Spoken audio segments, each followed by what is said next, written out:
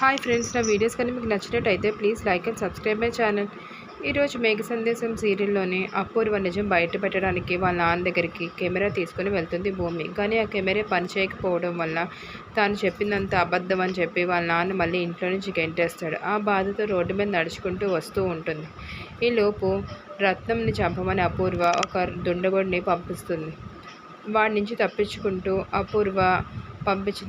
తప్పించుకుంటూ రత్నం పరిగెత్తుకుంటూ వచ్చి భూమి వెనకాల దాక్కుంటుంది.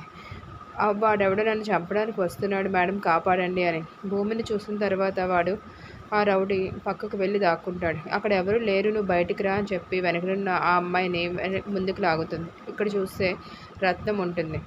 రత్నం నువ్వా అని చెప్పి భూమి రత్నం వెనక పరిగెత్తుకుంటూ వెళ్తుంది. రత్నం తప్పించుకొని పారిపోతూ ఉంటుంది.